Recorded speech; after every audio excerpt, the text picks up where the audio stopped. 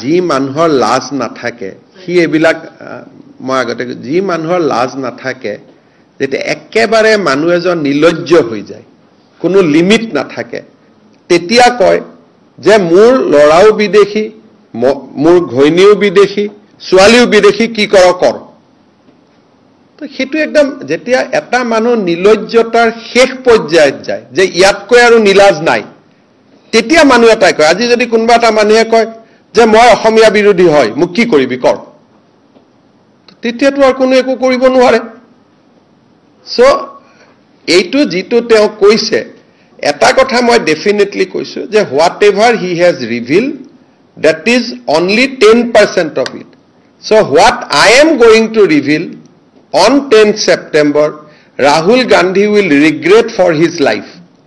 that why I have appointed this guy as a deputy leader in the parliament and the president of Assam Congress committee so now I know that Rahul Gandhi himself is encouraging Pakistani element in Congress party otherwise if in a family 3% is not a citizen of India only 1% is citizen of India then who is nationalist party is going to encourage that guy যিজন মানুহে নিজৰ লৰা ছোৱালীক ভাৰতীয় হোৱা যোগ্যতা বুলি নাভাবে তেওঁ আমাৰ লৰা ছোৱালীক কি চকুৰে চাব তেওঁ কোন লৰা ছোৱালীৰ লগত কথা পাতিব মইতো অসমৰ বাতৰি কাকত কেইখনক দেখি মোৰ হাঁহি উঠি আছে যে মানে তিনিজনে ভাৰতীয় নহয় বুলি কথাটো মানে নায়ক সজাইহে প্ৰজেক্ট কৰিব খোজে ইয়াতকৈ লাজৰ কথা কিবা আছে নেকি যে সৰু লৰাটোক মই ব্ৰিটিছ বনাই দিছো ডাঙৰ হলে কোনবাই কিবা কৰক মোৰ লৰাটোক মই ব্ৰিটিছ বনাই দিছো মোৰ ছোৱালীজনীক মই ব্ৰিটিছ বনাই দিছো মোৰ ঘৈণীয়েকে ভাৰতীয় নাগৰিক লোৱা নাই আৰু মই কৈছো কি কৰে কৰক মোক এৰেষ্ট কৰক ইয়াতকৈ এটো মইতো নিলজ্জ ইয়াতকৈ আৰু নিলজ্জ মানুহ মই ৰাজনীতিত কাকো দেখাই নাই আজিলৈকে this is the height of everything আজি যিখিনি কৈছো 10% মই আজি আপোনালোকক ডাইৰেক্টলি কৈছো যে his wife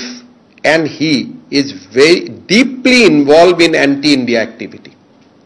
and I am going to prove it তেওঁ যেটো পাকিস্তানত গৈছে মই আজি আকৌ এবাৰ কৈছো মোৰ কথা প্ৰত্যেকটোৱে সঁচা আছে ঘৈণীয়েকৰ লগত এটো কোনো সম্পৰ্ক নাছিল that was his own independent visit এবাৰ গৈছে দুবাৰ গৈছে তো পাসপোৰ্ট আমি যিমান পাম হিমানেই মইতো কৈছো তেওঁ নেপালতো এবাৰ গৈছিল তেওঁ নেপালৰ পৰা ক'ত গৈছে এটো কোনে জানে গতিকে কিন্তু তেওঁ যেটো আজি কৈছে যে মোৰ পৰিবাৰ তাত থকাৰ কাৰণে গৈছিল that is false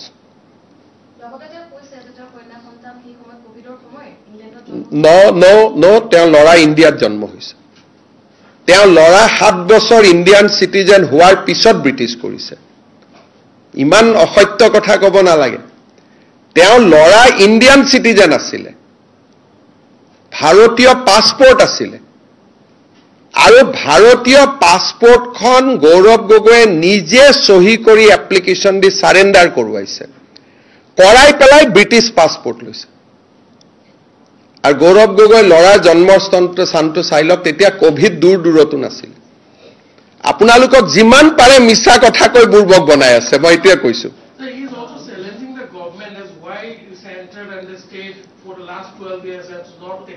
No, I think we are going to take action. Who is saying that we are not going to take action?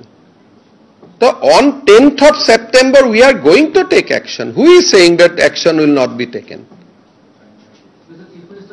Two things that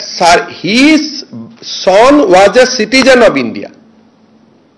and showing total disregard to this country. He by himself signed the application. Actually, I thought 2021 he has decided to leave this country. That is why he has changed the citizenship of his son in 2021 post-COVID. I know the date also, and we have the exact copy of application also with us. His daughter was born in Britain. That is correct. But his son was a Indian citizen. Kot janmo hoise moi najano. But he